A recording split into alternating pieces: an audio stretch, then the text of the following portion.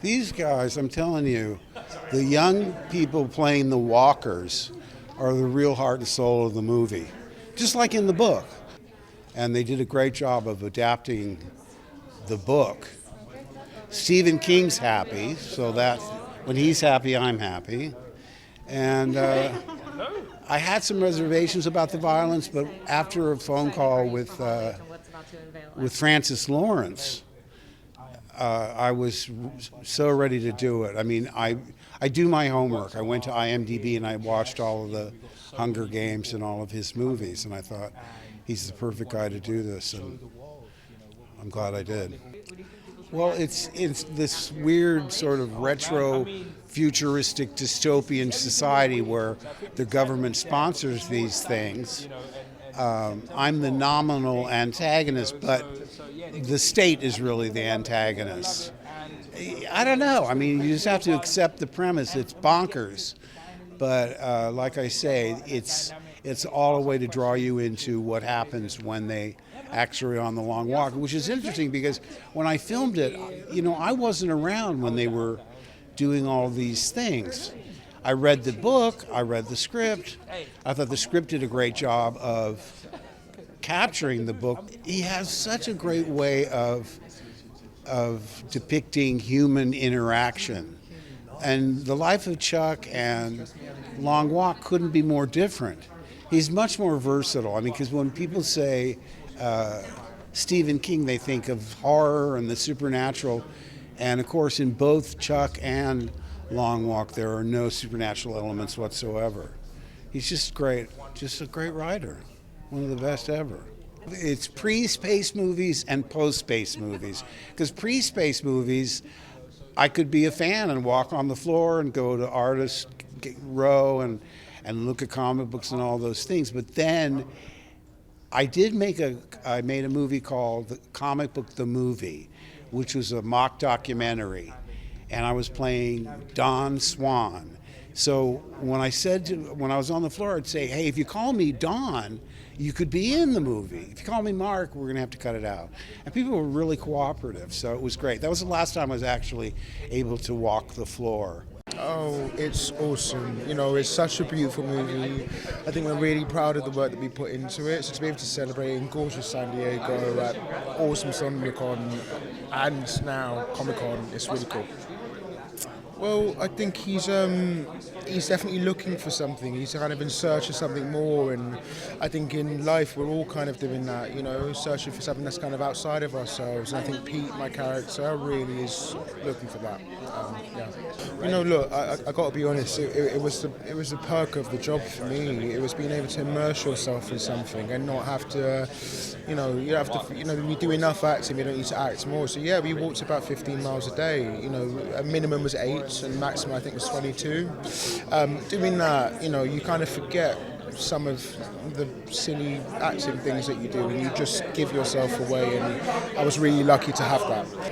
Just look, those are my boys, these are my boys. I'm just so, honestly, there's one thing getting on with someone, there's another thing appreciating people for their work and their dedication, and every single boy in this just completely sacrificed and gave himself away to making something that felt bigger than us. So I love these boys, Cooper, Charlie, Tart, Garrett, Jordan, everyone. We all did, Ben, everyone. So big fans.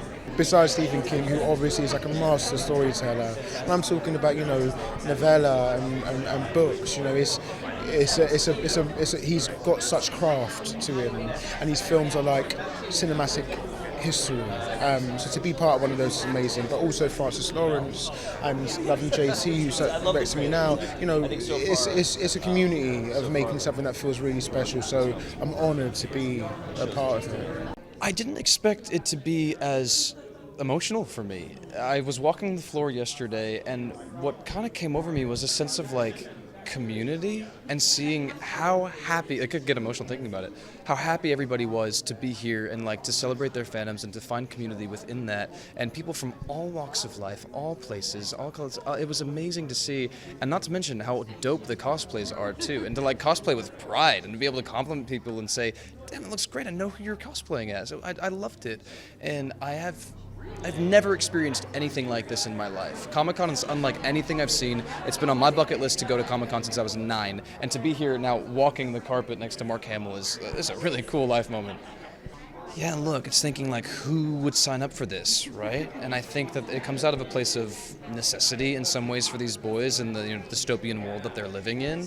And Stebbins has a very unique reason for joining the Long Walk, something that I don't want to necessarily spoil for fans, but fans of the book will have been aware. And I think it's a very dynamic thing to watch Stebbins' performance and like his motivation change from the beginning of this walk then towards the end. Of course, you've seen the film. And I think going into it with this idea of I'm going to beat all of these boys, and I don't want to get close to them because I don't want to hurt them. I don't want to hurt myself because I know I'm going to beat them all. And to see that kind of shifting throughout the film, I think is a really cool thing to see as an audience member, but as an actor to play, it was a really cool thing to be able to play. Well, let me tell you, I walked 261 miles on that movie, so I feel like we paid our dues here, and we walked quite a while. I mean, it was towards the end. Look, at the beginning, I remember standing on set with Ben Wang, who played the Karate Kid, so cool, and it's 100-degree heat, and there's 50 boys, and we're all walking through this neighborhood, and it is just grueling. We walked 12 miles that day. And I remember after our first take, Ben turned to me and he goes, "What on earth did we get ourselves into?" And so it was hard at the beginning because, you're breaking your feet and you're getting these blisters going and you break these shoes in. But then towards the end of the production, I felt like I could walk forever. In some ways, I feel like we're trauma bonded because of this experience that we had. And to wake up every day, some days our call time would be 3 a.m, right? And to wake up at 3 a.m. and know that we've got a long walk ahead of us and to be there together, I think built a lot of team spirit amongst these boys. And I'm so grateful for the time that we shared together because I really do care for them and I really respect these boys. I mean, Stephen King is a legend, right? We all know The Shining, we all know Carrie, we all know Misery, Stand By Me, The Green Mile. He is a legend. He's a living legend. And to be able to bring an iconic Stephen King character to life in his lifetime is one of the greatest honors of my life. Not only to mention like a fan favorite character as Stebbins, he had to approve all of our castings, and so to know that he gave his blessing to be able to, for me to play Stebbins was really meaningful to me. Hunger Games is what made me want to become an actor.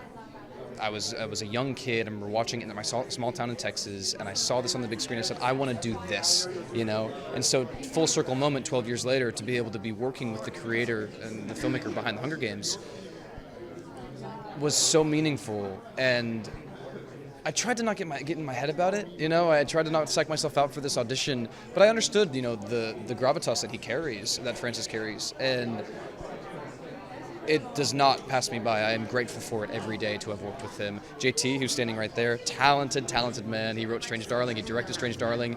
His adaptation of our book is so expert. I love you, JT! Is so expert. And he elevated this source material that Stephen King wrote and has gifted fans a new alternate world that's still the same font, and you have new fresh ideas in it, and I think he did an amazing job at creating this. And of course Roy, who's standing right there, producer of the Minecraft movie. I mean, it's an honor. I mean, being here, with the lads, with the team, it means so much, and this environment is hectic and crazy and exciting, and getting to experience that. I think, my first time in America. Do you know what I mean? It's been such a journey, but no, it's great, and we've worked so hard, and we finally get to show the world, what we've been working on, and we have this excitement build up. We can't share certain things, but now it's we'll let it go, and it's beautiful. It's beautiful. Obviously, I think he says it in the trailer, in the first trailer. I can't stop thinking about that money. Do you know what I mean? And I think money is a motivating factor. But also, he wants to, just walk and make some friends, So what that means for him is, he comes from a background, he grew up dirt poor, literally, in Baton Rouge. And he's just a country boy that's trying to, figure things out. And they're also young, So even I personally, and they might not agree with me, and I had this conversation with Francis, but I don't know if they willingly signed up. Obviously, the premise is they did, but when you're socially conditioned to look at this, the long walk as something, that they do every year and it's patriotic and everything, is that really a choice? You're conditioned to do that. So I think there's a lot of reasons, but for Baker, it's, to make some friends, and also the money, the motivation is, financial freedom. That's the dilemma, right? You can't imagine yourself because you're outside of it. But in a world like, Stephen King's A Long Walk world, you don't, do we really have a choice? I don't think we do, so, yeah. It's Stephen King. Do you know what I mean? It's Stephen King. But this story in particular spoke to me because I look at, when I first read the script, I was like to myself, okay, what am I feeling? And I felt, a range of emotions, but the main emotion that I was feeling was almost gratitude, to be,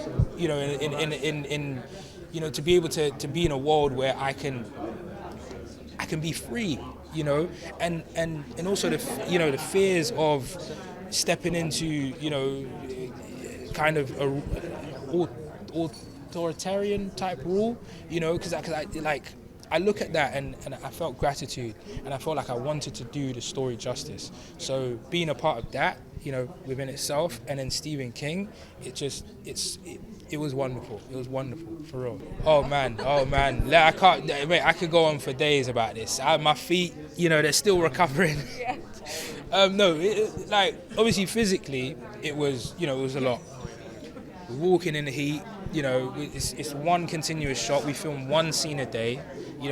If the sun is off by an inch, it's not going to work because continuity and everything.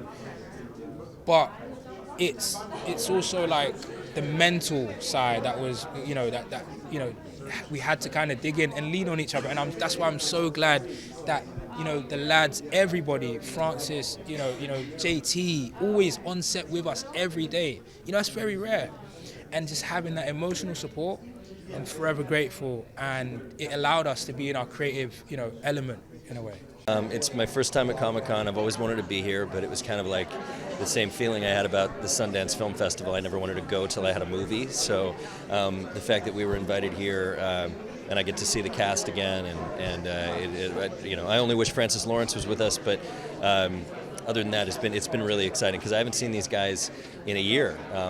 When we were on set, nearly a year ago. So they're just a tremendous group of people, and that camaraderie came back instantly when they all got back together, and it was great to see that.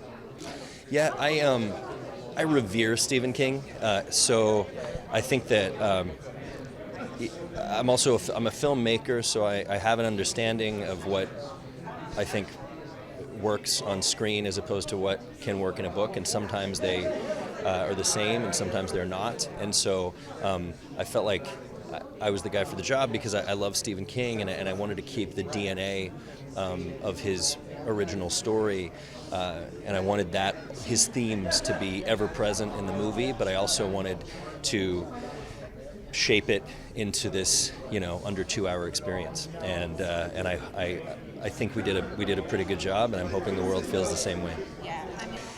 I think it probably was great for Francis. I've always wanted to do that as a director. I don't know how it felt or how it, in what ways it maybe challenged Francis as the director, but I do know that what I heard, especially from the cast, was that it was really, really beneficial for them as actors because they were able to age along with their characters, and go through the events along with their characters. And it's a very important story for that to happen, and I think the performances are just transcendent, and I feel like that probably has a lot to do with it. Just really special, so I think I'm constantly, as I move onto projects, I'm trying to recreate that in a way.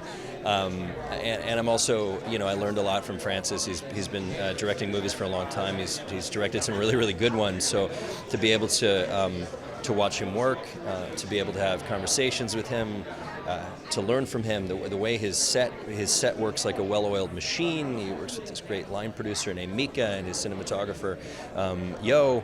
It moves a certain way, and I gleaned a lot from that. And Roy is I call him my fairy godfather because he, ever since I met him, things have been going really, really well for me, and it's because he's just a really good human being who cares about the art of filmmaking. And it's not common you meet producers who feel that way, and when you run into one, you got to hold on to them tight.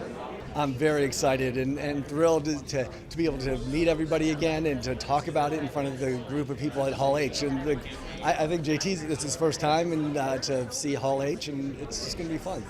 Well, I've read every Stephen King novel, and when after it, I was said if I wanted to pick any other novel that I could adapt, then they would give it to me. And so when this one became available, I was like, of course, I would love to do this. And it was the fastest from development to production of a movie I've been involved with. So like from the time we started till the time it wrapped was under 18 months.